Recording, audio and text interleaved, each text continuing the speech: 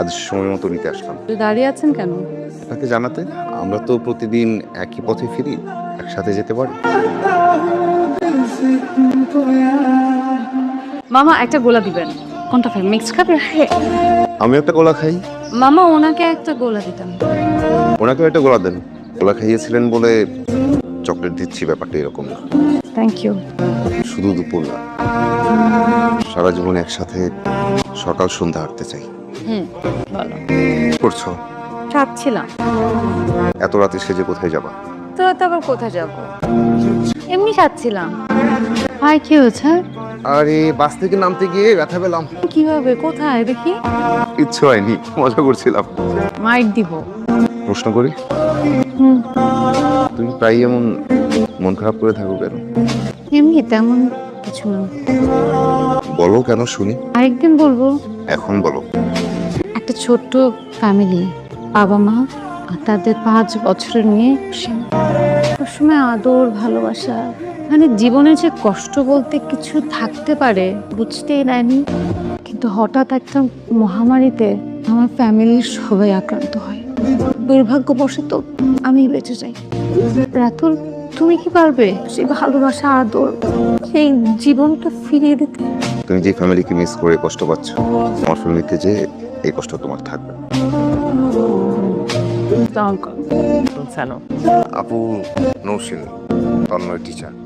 উনি হচ্ছেন নওশিন, আমাদের তন্ময় টিচার। আচ্ছা, তোর সাথে আসছে না তো দেখেই বুঝতে পারছি। মামা, এখানে কি করিস? ও মাই স্টুডেন্ট। ওইসব স্কুলে মামা আর মামির মাঝখানে কাটা হওয়ার কোনো চান্স নাই। আমি বারবার চেষ্টা করেছি অফিস থেকে বের হওয়ার, কিন্তু বের হওয়ার মতো অবস্থা ছিল না। তোমার আমার প্রতি ভালোবাসার অভাব আছে। কই, আমার জন্মদিনে তো আমার বাবা মা কোনো কাজ রাখতো না। রাতুল, ইচ্ছে থাকলেই সব হয়। তোমাদের আমাকে নিয়ে তো কমপ্লেন কেন? চিনি কম, লবণ কম, এটা না সেটা, সেটা না এটা, কেন? রাতুল, আমি সারা জীবন এমন একটা ফ্যামিলি চেয়েছি, তোমার ফ্যামিলি তা না। তোমার ফ্যামিলি কখনো বুঝে না প্রিয়জন কি। তোমার ফ্যামিলি শুধু জানে প্রিয়জনের ভুল ধরা। দেখো রাতুল, আমি সারা জীবন আমার বাবা মাকে হারিয়ে একটা ট্রমার মধ্যে ছিলাম। আজকের পর সেটা আর বাড়তে দিব না। আসসালামু আলাইকুম, একটু নৌসিনকে দিবেন? টিচার, মানে ইংলিশের টিচার। ও আচ্ছা, সে তো আজকে স্কুলে আসে। এক্সপেরিয়েন্স তোমার ভালো, সেজন্য আমরা তোমাকে ট্রেনিং এ চলছি। ওর যদি ভালো না লাগে, you can just leave the office any time.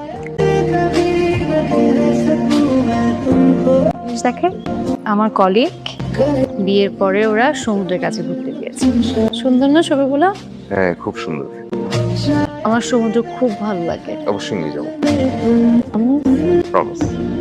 কথা ছিল সকাল থেকে সারাদিন সমুদ্র দেখব, ফেলে আসার কথা ছিল না। এক জীবনে ভালোবাসাটাই বেশি থাকার কথা ছিল। এতটা অগোছালো না করলেও পারতে।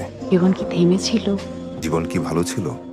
জানি, জীবনে এক সমুদ্র ভালোবাসা পেতে হলে ঢেউ হয়ে আসা ছোট ছোট অভিমানকে বুক পেতে নিতে হয়।